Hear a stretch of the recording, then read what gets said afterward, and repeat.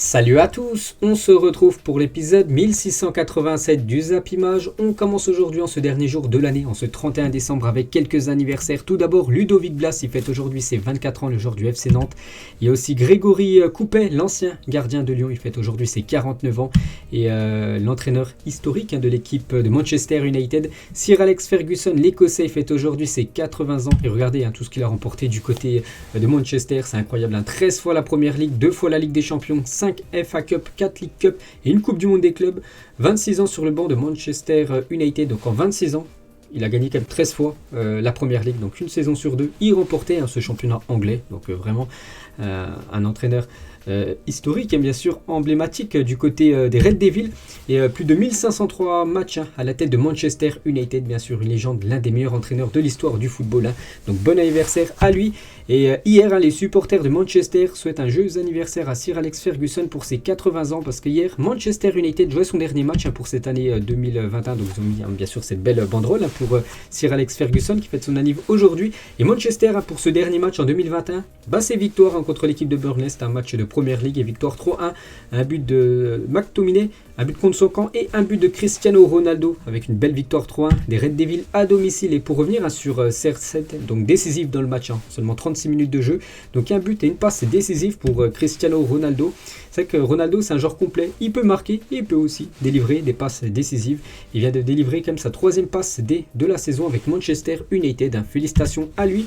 Et cette saison en championnat, je vous parle bien en championnat de Première Ligue, c'est déjà son 8e but en championnat pour Cristiano Ronaldo. À titre de comparaison, Léo Messi en France en Ligue 1, c'est seulement un but. Pour vous dire que CR7 est bien plus performant en Première Ligue que Messi. Performant du côté de la Ligue 1, c'est très moyen bien sûr pour le joueur argentin. Et pour revenir sur CR7, donc cette fois-ci si on combine Ligue des Champions, toute compétition confondue plus championnat, c'est quand même son 14e but depuis son retour du côté de l'Angleterre. 20 matchs, 14 buts et 3 passes décisives. Il fêtera ses 37 ans dans 37 jours, c'est exactement le 5 février, l'anniversaire de Cristiano Ronaldo. C'est le même que Carlos Tevez ou même Neymar. Ils sont tous nés le 5 février. Donc voilà, bientôt 37 ans, toujours autant important bien sûr un CR7. Stat à l'appui. Une petite photo de sa célébration, toujours la même bien sûr. Il saute un petit tour sur lui-même. Donc les supporters, on peut voir des Red Devils derrière, très contents de Cristiano. Et Ronaldo a désormais marqué contre 121 équipes dans sa carrière, vu qu'il n'avait jamais marqué encore contre l'équipe de Burnley. Chose faite hier. Toujours avec lui, donc on peut faire son bilan sur cette année 2021, vu qu'il n'y a plus de match pour Manchester, bien sûr en 2021. Donc 65 matchs, 47 buts et 7 passes décisives, des très très belles stats, malgré qu'il soit âgé, toujours aussi régulier. Cristiano Ronaldo, c'est vrai que si on regarde par rapport aux meilleurs buteurs de l'année en 2021, il est très bien classé. Donc le premier, Robert Lewandowski qui est loin devant, 69 buts. Le deuxième, Mbappé, 51. Erling Haaland, 3e, 49, il est au même niveau que Karim Benzema, 47. Donc voilà par exemple le classement en relief pour vous montrer quand même la domination de Lewandowski, Mbappé, Haaland et Benzema. Ronaldo 47, Messi si on regarde, l'Argentin lui est à 43. Donc voilà encore une grosse saison bien sûr pour Cristiano Ronaldo. Et Jorge Mendes, donc son agent, dément les rumeurs autour de Cristiano Ronaldo. Voilà, il a dit Cristiano est très heureux à Manchester United. Il va continuer avec ses excellentes performances comme il l'a toujours fait dans sa carrière. Ça sera une excellente saison pour lui, j'en suis sûr. Donc voilà, il dit qu'il se plaît très bien du côté de Manchester et normalement il devrait continuer du côté de l'Angleterre la saison prochaine, à part bien sûr, je vois quand même à quoi vraiment s'il venait à ne pas prolonger, ce serait que Manchester United ne soit pas qualifié pour la future Ligue des Champions et là Ronaldo pourrait aller voir ailleurs. On va parler des autres matchs de PL qui avaient lieu avant-hier. Je n'ai pas parlé hier. Il y avait Manchester City qui se déplaçait chez le promu Brentford et City s'imposait 1-0, 10e victoire d'affilée pour Manchester City. Donc c'est Phil Foden, l'unique buteur du match. Et Kevin De Bruyne vient de délivrer sa première passe décisive de la saison seulement, fin décembre. Voilà, donc une passe D pour Phil Foden. Donc les deux décisifs, avant-hier et impressionnant. Donc Manchester City est devenu le premier club à inscrire 113 buts en première division anglaise sur une année civile depuis Tottenham 114 et Wolverhampton 113 en 1960. Voilà pour vous dire que c'est énorme à Manchester City, les gars. 113 buts sur cette année 2021 en championnat. Incroyable. Et toujours avec eux, donc en 2021, Manchester City bat 3 records majeurs en première ligue. Donc 36 victoires sur cette année 2021. Incroyable. 113 buts inscrits et 19 victoires à l'extérieur. C'est tout simplement du jamais vu. Et il y avait aussi avant-hier un Chelsea contre l'équipe de Brighton, score final 1 partout. Donc encore des points perdus par cette équipe de Chelsea qui fait actuellement du surplace, beaucoup de matchs nuls ces derniers temps. Les matchs nuls, c'est seulement 1 point et n'avance pas trop au classement. Donc Chelsea perd 2 points à domicile, surtout ils se sont fait égaliser en fin de match. Donc Chelsea a encaissé au moins un but lors de chacun de ses 5 matchs à domicile, une première depuis avril 2017. C'est vrai que souvent, vous savez, je parle des stats, et souvent du côté de Chelsea, c'était vraiment une équipe réputée à chaque fois faire des matchs en clean sheet sans prendre de but. Puis là, depuis quelques temps, ils prennent quand même beaucoup de buts, cette équipe des Blues. Voilà, par exemple, c'était plus arrivé depuis avril 2017.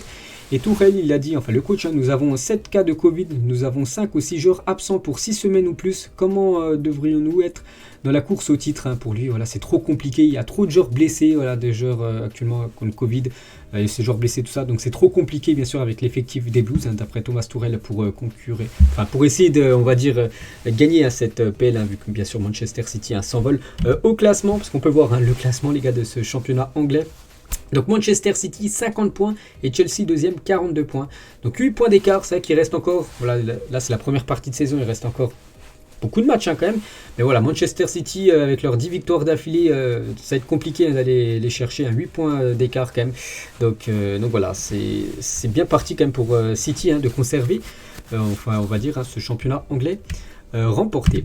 Ensuite, toujours avec ce championnat anglais, les gars, on va parler un futur match qui est reporté en raison d'un trop gros nombre de cas Covid-19, mais aussi de blessés à Newcastle. Le match de dimanche opposant Southampton au Magpie est reporté. Encore un match de nouveau reporté du côté de l'Angleterre.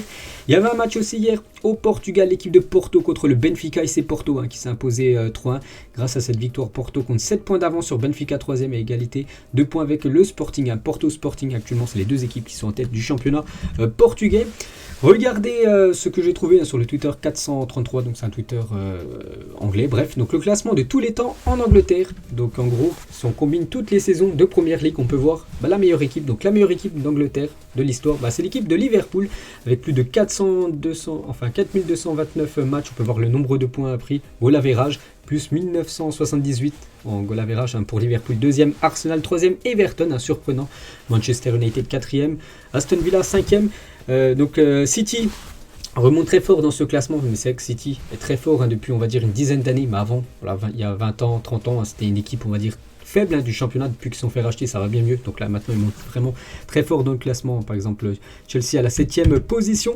Et cette fois-ci, concernant les équipes qui ont pris le plus de points en Ligue des Champions, voilà, depuis la création de la LDC, et sans surprise, c'est le Real Madrid en tête, plus de 455 matchs déjà en Ligue des Champions, on peut voir par rapport aux autres, et 892 points si on combine à chaque fois les victoires du Real Madrid devant le Bayern, le Barça 3e, Manchester United 4e, la Juventus 5e. Donc là on va regarder le reste du top 10, est-ce qu'il y a le Paris Saint-Germain, et non, le PSG n'est pas dedans, les gars, aucun club français dans le top 10, des meilleures équipes qui ont rangé le plus de points en LDC. Donc Liverpool par exemple 7e, le Benfica 9e, ou même l'Ajax en 10e position. Ensuite, il y a une petite info concernant Cancelo sur Instagram. Il a dit: malheureusement aujourd'hui j'ai été agressé par 4 lâches qui m'ont fait du mal et ont essayé de faire du mal à ma famille. La chose la plus importante pour moi, c'est ma famille. Heureusement, ils vont tous bien. Donc en gros, il s'est fait agresser du côté de Manchester. On peut voir là qu'il y a une balafre vers la pommette. Donc bon rétablissement à lui. Donc ça, c'est pas une info bien sûr qu'on aime voir. Mais voilà, je suis obligé bien sûr de vous la partager. Une petite info concernant Kylian Mbappé qui est déjà de retour au camp des loges pour s'entraîner seul. Pourtant, le Paris Saint-Germain reprend normalement l'entraînement demain. La reprise de l'entraînement est prévue ce samedi, demain, pour le groupe, mais il a visiblement préféré prendre de l'avance. Il est motivé, voilà, Kylian Mbappé qui a déjà repris l'entraînement. Et avant-hier, il était, je ne sais pas où il était exactement, peut-être à Dubaï, parce qu'on peut voir les gratte-ciel tout au fond à droite de l'image. Donc on a une petite photo en mode basketteur de Kylian Mbappé. Mais là, il est bien à Paris pour se préparer pour cette deuxième partie de saison. Et la une de As ce vendredi, du côté de l'Espagne. Mbappé sera libre de signer dans le club de son choix dans moins de 24 heures. Parce que vous savez que là, on est le 31 décembre. Ce soir à minuit, on est le 1er janvier 2022. Et c'est la fenêtre mercato hivernale. Et vous savez que Mbappé, est libre dans exactement 6 mois. Et du coup, il peut déjà signer un pré-contrat. Et voilà la une à Journal AS, bien sûr, par rapport à Mbappé, peut-être futur joueur du Real Madrid. Et toujours avec Mbappé, avec son club actuel, le PSG espère toujours convaincre Mbappé de prolonger son contrat. L'attaquant ne devrait toutefois prendre aucune décision avant la fin de la double confrontation face au Real Madrid, bien sûr. Voilà ce 8e de finale aller-retour contre peut-être son futur club. Ensuite, on va faire le bilan de Neymar en chiffres sur cette année 2021. 36 matchs disputés, il a loupé beaucoup de matchs, Neymar, cette saison, à cause de blessures. 17 buts et 17 passes D pour Neymar, 31 matchs manqués. Voilà, donc il a fait quasiment 36 matchs disputés, 31 manqués. Il aurait pu faire une année stratosphérique, mais le problème, c'est encore que les blessures lui ont fait louper beaucoup de matchs aux joueurs brésiliens, en espérant qu'ils reviennent très très fort, surtout pour la Ligue des Champions contre le Real. Ensuite, quelques infos, transferts. On commence tout d'abord avec une grosse info concernant l'AS Monaco. Le coach Niko Kovac n'est plus l'entraîneur de l'AS Monaco. Il a été licencié hier. Donc la plupart des joueurs de l'AS Monaco ont appris le licenciement de Niko Kovac sur les réseaux sociaux. C'est même pas le club qui leur a dit. Ils ont regardé par exemple ActuFoot sur Twitter et ils ont vu que ce n'était plus lui l'entraîneur. Et du coup, la shortlist de Monaco pour remplacer Kovac. Donc Philippe Clément, le favori, Jess Marsh ou Paulo Fonseca. Et d'après le journal L'Équipe, regardez la une aujourd'hui, ce vendredi 31 décembre, ça devrait être Clément en pôle à Monaco. Donc c'est actuellement l'entraîneur de Club Brugge, on l'avait vu en Ligue des Champions contre le Paris Saint-Germain, donc c'est le favori pour être le futur entraîneur de l'AS Monaco. Un autre entraîneur aussi, s'est fait licencier avant-hier, c'est Laurent Batles, l'entraîneur de Troyes, donc c'est officiel, ce n'est plus le coach de cette équipe de l'Estac. D'un accord commun, les deux parties ont décidé de mettre un terme à leur collaboration avec pour objectif de donner un nouvel élan au groupe avant d'aborder la phase retour. Donc voilà, Troyes va aussi chercher un nouveau coach. Toujours avec les coachs, donc officiel, Paulo Sousa n'est plus le sélectionneur de la Pologne. Donc on avait parlé juste avant qu'il était dans cette liste pour devenir le futur coach de l'AS Monaco. Mais du coup, voilà, dans la foulée, il s'engage avec l'équipe de Flamengo et c'est officiel. Il s'engage avec cette équipe du côté du Brésil. Donc c'est plus le sélectionneur de la Pologne. On va parler de Ousmane Dembélé, une énorme info. C'est vrai que depuis quelques jours, je dis que Dembélé normalement devrait prolonger du côté du Barça. Puis du coup, non. Voilà, Ousmane Dembélé ne prolongera pas son contrat avec le FC Barcelone. Pour l'instant, rien d'officiel, mais d'après Gérard Romero, c'est un peu comme Fabrizio Romano, à chaque fois qu'il donne des infos, c'est souvent fiable. Donc il devrait quitter cette équipe du FC Barcelone et surtout ne pas prolonger parce que Dembélé a réclamé un salaire annuel brut allant jusqu'à 40 millions d'euros pour prolonger au Barça. Je ne sais pas si vous vous rendez compte, c'est énorme. Et une prime à la signature de 20 millions d'euros en plus. Le club a été choqué par ces demandes, c'est incroyable. Donc c'est son agent, voilà, la personne qui est à côté de lui. Donc l'agent de Dembélé demande un salaire de 40 millions plus une prime à la signature de 20 millions d'euros. Donc bien sûr ça passe pas du tout du côté de Barcelone qui a déjà de gros problèmes financiers. Puis là l'agent de Dembélé demande au Barça, chose quasiment, c'est pas possible tout simplement. Donc un salaire de 43 millions d'euros exactement par an. Plus des bonus, 5 millions en cas de Ligue des Champions et 2 millions en cas de titre de champion de Liga. Encore des bonus en plus. Donc Barcelone est très en colère contre les agents de Dembélé. Il ne comprend pas que le joueur n'arrête pas avec ses agents, en gros, qui changent d'agent, parce que c'est vrai qu'ils sont vraiment très gourmands. Voilà, ces agents, bref. Et s'il n'y a pas d'accord, le club n'exclura pas des mesures strictes comme le faire rester et le mettre en tribune pour cette deuxième partie de saison, ou le vendre dès janvier, sinon il partira libre l'été prochain. Ousmane Dembélé, voilà une grosse info. Les stats d'Ousmane Dembélé depuis sa signature au Barça, est-ce que ce joueur vaut plus de 40 millions en salaire? Je ne sais pas, parce que 126 matchs, voilà ses stats depuis qu'il a rejoint cette équipe en 2017. 30 buts, 23 passes décisives, 702 jours manqués quand même du côté de Barcelone. C'est un joueur qui est souvent blessé, un Dembélé. Et du coup, il y a déjà des clubs qui sont intéressés par lui, les clubs qui ont manifesté un intérêt pour Ousmane Dembélé. Donc Chelsea, Manchester United, Newcastle, le Bayern et le Paris Saint-Germain. Le PSG aimerait peut-être s'offrir Ousmane Dembélé. Donc le PSG est entré en négociation avec l'agent d'Ousmane Dembélé. Paris considère qu'il peut être un très bon élément compte tenu de son talent, de sa jeunesse, du fait qu'il soit français et qu'il peut parfaitement s'intégrer dans le projet du club. Pourquoi pas Dembélé du côté du Paris Saint-Germain, bien sûr. Surtout que le PSG pourrait lui proposer un gros salaire, bon peut-être pas 40 millions d'euros, parce que ce serait aussi autant que le salaire de Neymar. Après voilà, PSG déjà débourse quand même beaucoup d'argent en salaire. Bref, donc certains supporters parisiens ont lancé une propagande pour l'arrivée d'Ousmane Dembélé dans la capitale. Étrange quand on sait qu'un des problèmes les plus récurrents au Paris Saint-Germain, ce sont les joueurs qui ne sont pas fiables en termes de blessures et d'hygiène de vie. On pense à Neymar souvent blessé, on pense à Sergio Ramos qui s'est blessé. Est-ce que Dembélé, qu'on connaît depuis 5 ans, voilà, surtout au Barça, très souvent blessé, est-ce que ce serait une bonne recrue pour le PSG ou non, avec toutes ces blessures? Ça on ne sait pas. C'est vrai que s'il est au top, Dembélé, s'il n'y a pas de blessure, c'est bien sûr un joueur de classe mondiale. Donc voilà ce qu'il y avait à dire sur Ousmane Dembélé, bien sûr. Concernant Jonathan Ikoné, donc c'est désormais officiel, j'en parlais depuis pas mal de temps, c'est bien officiel, Ikoné rejoint la Fiorentina pour la somme de 14 millions d'euros plus 1 million de bonus et un pourcentage de 15% à la revente. L'international français a signé un contrat de 5 ans avec la Viola, donc il ne jouera pas la deuxième partie de saison, ces 2 matchs contre Chelsea, ces matchs de Champions League. Il ne reste désormais plus que Bamba de la Bip Bip, donc vous vous souvenez, c'était Bamba, Ikoné et Nicolas Pepe, donc voilà, bien sûr. Au total, lors de la saison 2018-2019, le trio Ikoné, Pepe et Bamba, c'était 34 buts et 20 passes décisives. Il reste plus que maintenant Bamba, vous l'avez vu aussi, pourrait peut-être quitter l'équipe en fin de saison. Concernant Lorenzo Insigne, donc Naples devrait perdre son capitaine l'été prochain. Insigne a refusé la dernière proposition de prolongation qui comprenait un salaire annuel de 3,5 millions d'euros par an. Le problème, c'est que l'équipe de Toronto en MLS propose beaucoup plus. Elle propose, cette équipe aux États-Unis, plus de 9,5 millions d'euros et un bail de 5 ans. Donc voilà, c'est quasiment le triple que propose cette équipe de Toronto par rapport à Naples. C'est pour ça que Insigne pourrait prendre la direction de la MLS. Ensuite, bon désolé pour ça c'est pas grave, c'est la lampe qui s'est écartée. Ensuite, Gabijol dans le viseur de Newcastle, donc les Magpies multiplient les pistes pour se renforcer et c'est au tour de Gabijol, donc 25 ans, d'être annoncé dans le viseur du club anglais. D'après The Mirror, il ne serait pas très emballé pour rejoindre le club anglais. Après, on sait que Newcastle propose des très gros salaires pour essayer de faire venir les joueurs. Pourquoi pas Gabijol du côté de Newcastle.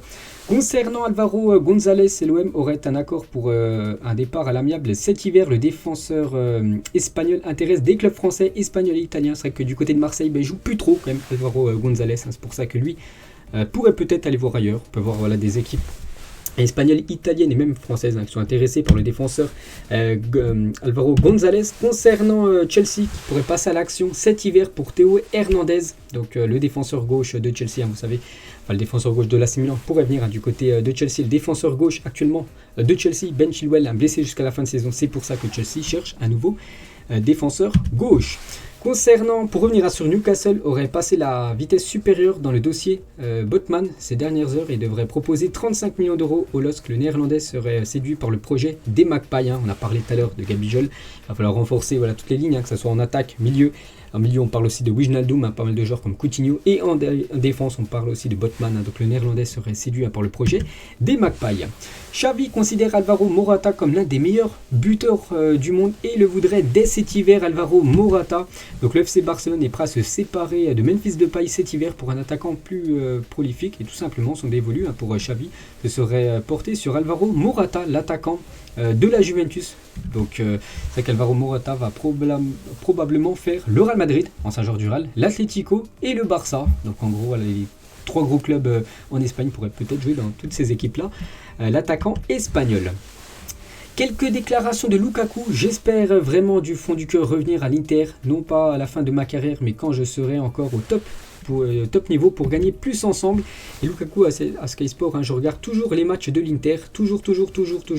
Je le regarde tous quand l'Inter vous touche, c'est quelque chose de différent. Donc il a encore vraiment l'Inter vraiment dans son cœur. Lukaku, pourtant c'est un joueur actuellement de Chelsea, n'oubliez pas qu'il a rejoint cette équipe des Blues lors du dernier Mercato. Et Lukaku à Sky Sport, il a dit Lautaro Martinez me manque, je pourrais mourir sur le terrain pour lui. Depuis le premier jour où je l'ai rencontré, le voir jouer à Chelsea avec moi dans le futur, non, Lautaro tu peux rester à Milan, j'y serai de retour. Donc vraiment il compte retourner du côté de l'Inter, Lukaku. Là c'est des déclarations qu'il a fait à Sky Sport qui datent d'il y a quelques heures seulement. Et Lukaku il a dit aussi à la fin de la première année à l'Inter, j'ai refusé une offre de Manchester City qui était supérieure à celle de Chelsea cet été, mais j'ai refusé car je voulais faire quelque chose de bien à l'Inter. L'Inter a d'une certaine façon sauvé ma carrière. Toujours avec l'Inter Milan, s'il y avait eu l'offre d'un nouveau contrat de l'Inter l'été dernier, comme je voulais, nous ne ferions pas cette interview maintenant, ici depuis Londres, mais tranquillement depuis Milan. Donc ils comptent vraiment retourner du côté de l'Inter, mais le problème c'est que les supporters du côté de Milan, je ne sais pas s'ils veulent du retour de Lukaku, peu importe qu'il s'enfuit sous la pluie, ce qui compte c'est qu'il reste dans la tempête. Au revoir Romelu. Les supporters de l'Inter répondent à Lukaku en gros, eux ne sont pas du tout pour le retour de Lukaku du côté de l'Inter Milan. Et toujours avec Lukaku, actuellement du côté de Chelsea, je ne suis pas content de la situation de Chelsea. Tourelle a choisi de jouer avec un autre système, je n'abandonnerai jamais. Donc voilà ce que dit Lukaku, c'est qu'actuellement il a changé le système du côté de Chelsea. Puis lui dit qu'il n'est pas très content actuellement de sa situation. Et Tourelle sur les déclarations de Lukaku, ce n'est pas utile. Nous avons besoin d'un environnement calme et concentré, donc cela n'aide pas. Je ne le sens pas malheureux, je ressens exactement le contraire. Donc voilà les gars, le cas Lukaku qui fait beaucoup parler actuellement en Angleterre. Ensuite, vous savez que là c'est le dernier jour de l'année. C'est vrai que sur cette année 2021, il y a eu pas mal de matchs. Des gros matchs rebondissements comme ce équipe de France, enfin ce match France-Suisse, 8e de finale de l'Euro, on se souvient tous, où bien sûr l'équipe de France gagnait 3-1, ils se sont fait punir, enfin les Suisses sont revenus à 3-3, on a perdu au pénalty, tous les pénaux étaient marqués sauf celui de Kylian Mbappé, ce 5-0 aussi, ce match légendaire de Liverpool du côté de Old Trafford, cette grosse correction pour les Red Devils, ce 9-0 de Manchester United contre Southampton cette année, et aussi ce magnifique match du Paris Saint-Germain du côté du Camp Nou, 4-1 bien sûr avec un triplé de Kylian Mbappé. Les stats de Eden Hazard qui avait fait de la Ligue 1 son royaume à seulement 21 ans à l'époque quand il évoluait du côté de Lille, juste avant de rejoindre l'équipe de Chelsea. Regardez cette saison magnifique de Eden Hazard, 38 matchs, une saison de Ligue 1. Donc je crois qu'il avait disputé du coup tous les matchs. Voilà, tous les matchs. Donc pour 20 buts et 16 passes D, énorme, plus de 107 tirs pour Eden Hazard bien sûr. Et l'année d'après il avait rejoint bien sûr cette équipe des Blues. La BBC, donc bien sûr Benzema, Bale, Cristiano Ronaldo, ce trio légendaire du côté du Real Madrid. On va parler de Abdé, envoyé une lettre disant qu'il refusait de jouer pour le Maroc. Le joueur jouera pour la sélection espagnole, c'est ça qu'on avait parlé il y a quelques jours et c'est quasiment officiel, les gars, il ne veut pas jouer pour le Maroc, il veut attendre dans le futur jouer plutôt pour l'Espagne. Abdé a décidé de jouer pour l'Espagne et rejette le Maroc. Donc Vaïd Halilhodžić, donc concernant le cas Abdé, donc le joueur du Barça, je pense que c'est le Barça qui pose problème car il ne respecte pas assez la Coupe d'Afrique des Nations. Les grands clubs européens et la FIFA ne la respectent pas tout simplement. Voilà cette Coupe d'Afrique des Nations. Concernant toujours Abdé, et Philippe Coutinho et Serginho Dest sont positifs au Covid-19. On avait parlé il y a quelques jours aussi de Ousmane Dembélé, qui a le Covid. Donc ces 3 joueurs-là aussi, on peut les ajouter. Du côté du Barça, il y a actuellement le FC Barcelone est actuellement privé de 16 joueurs. Regardez cette longue liste. Donc je ne vais pas citer tous les joueurs, mais tous ces joueurs sont actuellement soit blessés, soit ils ont le Covid. Et en gros, ils sont indisponibles pour l'équipe Blaugrana qui reprend le 2, donc dimanche, bien sûr, un match de Liga. On va parler de la CAN, on va revenir sur la CAN. Donc officielle, la liste de la Tunisie pour la Coupe d'Afrique des Nations 2021. Donc voilà, tous les joueurs convoqués les gars pour cette future CAN qui commence le 9 janvier, donc c'est imminent. Et concernant Victor Osimhen, donc j'avais dit que normalement il allait jouer cette CAN et du coup non, voilà, c'est officiel, Victor Osimhen est forfait pour la Coupe d'Afrique des Nations. En plus il a le Covid actuellement, donc il ne jouera pas avec le Nigeria, Victor Osimhen. Concernant Drogba et Yaya Touré sont appelés d'urgence pour renforcer le staff technique de la sélection ivoirienne. Petite info concernant ces 2 légendes de la Côte d'Ivoire. Djamel Belmadi, le sélectionneur de l'Algérie, il a dit à la CAN 2022, je veux la gagner, nous assumons notre statut, n'oubliez pas que c'est l'Algérie qui a gagné la dernière édition 2019, je préfère ça au statut de petite équipe que personne ne respecte, nous avons un défi important devant nous et nous en sommes contents tout simplement de garder leur titre de champion d'Afrique. Et Ian White, il a dit la couverture de la Coupe d'Afrique des Nations est complètement teintée de racisme, nous disputons l'Euro à travers 10 pays au milieu d'une pandémie, mais pour le Cameroun, un seul pays accueillir le tournoi est un problème. C'est ça qu'on avait parlé que le Cameroun peut-être ne pouvait pas organiser cette CAN, mais du coup cette CAN se déroulera bien du côté du Cameroun. Une petite info concernant Icardi, ne partira pas pour moins de 30 millions d'euros s'il doit partir de l'équipe du Paris Saint-Germain. Il pourrait peut-être, d'après des dernières infos, aller du côté de l'Italie, du côté de la Juventus pour l'instant. Rien de fait. Concernant les joueurs contre le Covid, donc si Diego Simon, Koke, Griezmann et Herrera et Joe Félix sont positifs au Covid-19, un bon rétablissement à tous ces joueurs de l'Atlético Madrid qui joue aussi ce week-end un match de Liga. Luka Jovic, lui, est positif du côté du Real Madrid, bon rétablissement aux joueurs serbes. Thibaut Courtois, lui, vient d'enchaîner 2 tests négatifs au Covid. Il avait le Covid il y a quelques jours, du coup là il a enchaîné 2 tests, il n'a plus le Covid, il pourrait être du coup apte pour affronter Retafe. Le Real joue contre Retafe ce week-end, on peut voir là le programme. Retafe c'est le 2 janvier, ensuite un autre match c'est contre une équipe c'est en Coupe du Roi le 5, ensuite Valence le 8, ensuite les gars demi-finale de la Super Coupe d'Espagne programmée au 13 janvier contre le FC Barcelone. Vini a vu sa valeur marchande passer de 50 à 100 millions d'euros, cela fait de lui le troisième joueur le plus cher au monde derrière Mbappé 160 et Haaland 150, bien sûr il coûte très très cher la pépite brésilienne. Federico Chiesa remporte le titre du meilleur joueur italien de l'année avec 46% des votes, donc c'est mérité bien sûr pour Chiesa qui a fait un très gros euro avec la sélection italienne. L'année stratosphérique de Robert Lewandowski en 2021, on a parlé tout à l'heure de celle de Neymar, voilà, avec beaucoup de matchs manqués, mais vraiment Robert Lewandowski les gars, c'est une grosse année, 59 matchs disputés, 69 buts, 43 victoires, 8 matchs nuls, 8 défaites, pas de ballon d'or, c'est dommage, il aurait tellement mérité de remporter ce ballon d'or. Regardez les joueurs U21 avec la meilleure moyenne de buts plus passe D par match dans les grands championnats. Le premier c'est Vlahovic, même niveau que Florian Wirtz. Donc ces deux jeunes pépites, les gars, sont à 0,95. Donc en gros, quasiment à chaque match, soit ils délivrent un but, ou soit, ils délivrent une passe D, ou soit ils marquent un but. Donc vraiment félicitations, ça c'est la future génération dorée, on peut dire, du football à tous ces joueurs présents. Sur la photo, on va parler, je crois que c'est la dernière, on va prendre une petite info concernant Dembélé. Donc les tatouages sont désormais interdits pour les footballeurs de la sélection chinoise. Le pouvoir communiste souhaite mettre fin à toutes les tendances jugées vulgaires. Donc voilà, tous les joueurs maintenant chinois ne peuvent plus se faire tatouer. Donc voilà, sinon en gros c'est jugé vulgaire. Une petite info concernant la Chine. On finit aujourd'hui les gars avec Dembélé. Plus une question pour les supporters du Paris Saint-Germain. Donc est-ce que vous êtes pour ou contre l'arrivée, pourquoi pas, de Dembélé du côté du Paris Saint-Germain, malgré que ce joueur se blesse souvent. Voilà, est-ce que Dembélé pour vous serait une belle recrue pour le Paris Saint-Germain? Donc voilà les gars, cet épisode, le dernier pour cette année 2021. J'espère que ça vous a plu. On se retrouve demain pour le prochain épisode et bon réveillon à vous, profitez bien et à plus tard.